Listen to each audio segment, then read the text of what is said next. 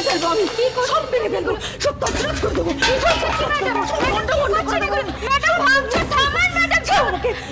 আমি সব নষ্ট করে দেবো, সব ধ্বংস করে দেবো, সব ধ্বংস করে দেবো, সব ধ্বংস করে দেবো। ম্যাডাম এসব করবেন না ম্যাডাম, ওরা এসে দেখে ফেলে তখন কি উত্তর দেবেন আপনি? তখন তো আরেক হ্যাবা ম্যাডাম, তার থেকে যেটা হচ্ছে সেটা মেনে নিন। কি মেনে নেবো? এইটা এটা মেনে নেওয়ার মানে জানো? ঝিলিকের সন্তান জন্ম হওয়ার মানে বোঝো? এ বাড়িতে নতুন বংশধর আসবে। হ্যাঁ, আমার রিকের নতুন ভাগিদার তৈরি হবে না? এক ঝিলিককে আমি আজ অব্দি সরাতে পারলাম না, সেই ঝিলিক কিনা নতুন আরেকজন ভাগিদারের জন্ম দিতে যাচ্ছে। একের আমি রক্ষে নেই, সুগ্রীব তার দোসর। ম্যাডাম জন্ম দিতে যাচ্ছে, জন্ম তো এখন দেয়নি, কম করে এখনো 9-9টা মাস হাতে, এখন অনেক সময়। ম্যাডাম এত ব্যস্ত হচ্ছেন কেন আপনি? কি বলতে চাইছো বলো তো? বলছি যে ঝিলিক তো এখন জেল কাস্টাডিতে, আরো যেভাবে ফেসেছে তাতে এত সহজে বেরোবার না। এখন যদি ঝিলিককে যাবজ্জীবন সাজা হয় তাহলে ওর সন্তানের সমস্ত দায়িত্ব তো এসে পড়বে আপনার। এবার আপনি ওর সন্তানকে কোন জীবন উপহার দেবেন কি না দেবেন সেটা তো আপনি ডিসাইড করবেন, তাই না ম্যাডাম?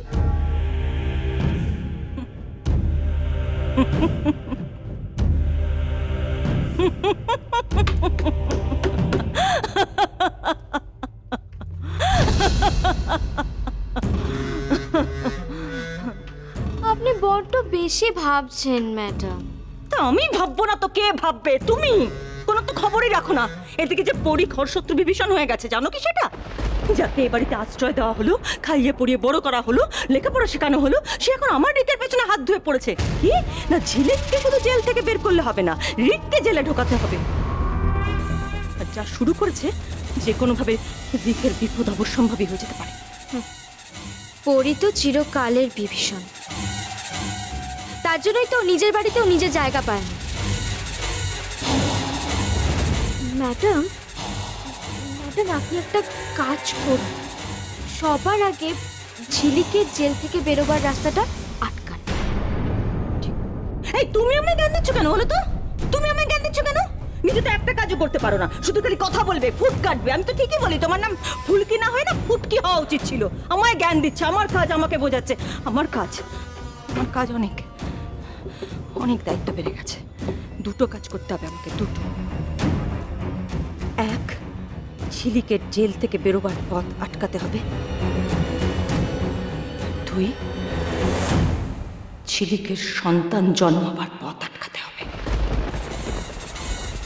এই দুটো কাজ আমাকে করতেই হবে আমাকে।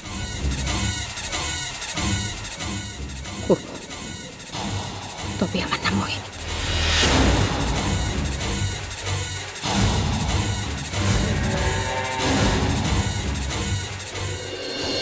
অন্তত জেল কাস্টডি থেকে মেয়েটাকে মুক্ত করে দিন। আমি বাবা হয়ে আপনার কাছে হাত জোর করছি। কোথাও একটা ভুল হচ্ছে। ও তো আপনাদের বাড়িতেই বড় হয়েছে, আপনারা ভালোভাবে চেনেন ওকে। এই কাজও কিছুতেই করতে পারে না, কিছুতেই না।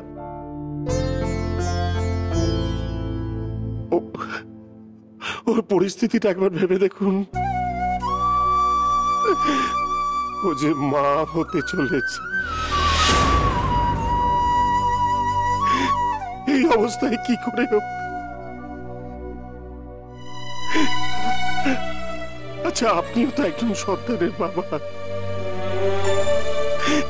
মেয়ের এই কষ্ট আমি কি করে সহ্য করতে পারি বলুন? কি করে যাবে? আমি আপনার মনের অবস্থা বুঝতে পারছি, কিন্তু এ ব্যাপারে আমার কিছু করার নেই। না না না, প্লিজ প্লিজ, আপনি এভাবে এড়িয়ে যাবেন না। আপনি প্লিজ ওকে এই নরক যন্ত্রণা থেকে মুক্তি দিন। আপনি পারেন ওকে, আপনি পারেন ওকে মুক্তি দিতে। না মিস্টার চ্যাটার্জি, আমরা সেটা পারি না।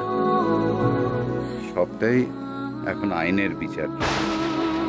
আমাদের সংবিধান স্বীকৃত আইনকে আমরা সবাই মানতে বাধ্য।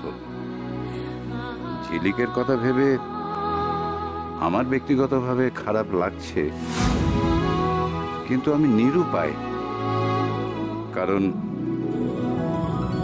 সমস্ত ব্যাপারটাই আইন আদালতের এখতিয়ারে। সরি মিস্টার চ্যাটার্জি, রাখছি।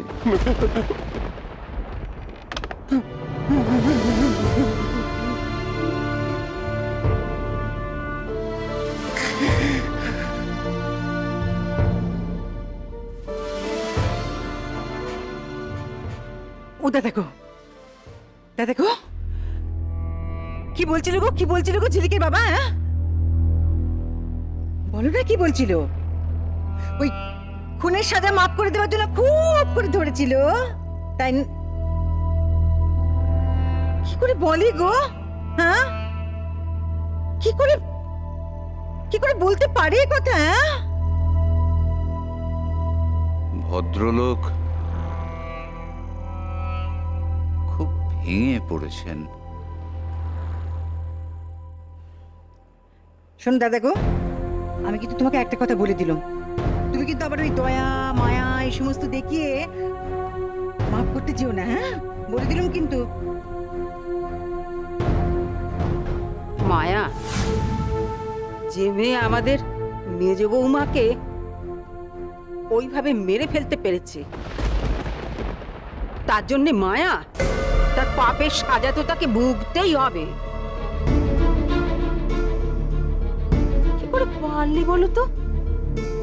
কি করে পারলি? মা বলে ডাকতিস, তোকে মেয়ের মতন দেখতো, মেয়ের মতন ভালোবাসতো, তাকে মায়া। ঝিলিক নিজেই এখন মা হতে চলেছে মমতা।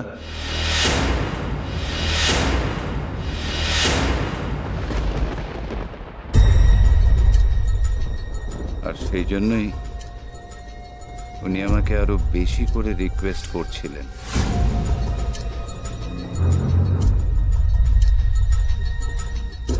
এই অবস্থায় ঝিলিকের জেল কাস্টাডি, সেখানে যত যত্নই হোক, বাড়ির নিজের মানুষদের কাছে তো থাকতে পারবে না। মেয়েটার কি মাথা খারাপ হয়ে গিয়েছিল নাকি জজ সাহেব?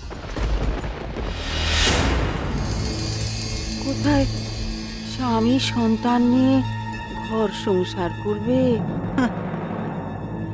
আনন্দ করবে, তা না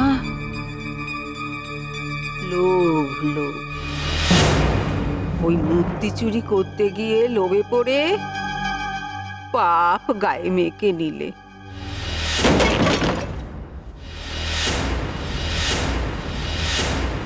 কি হলো গো? হ্যাঁ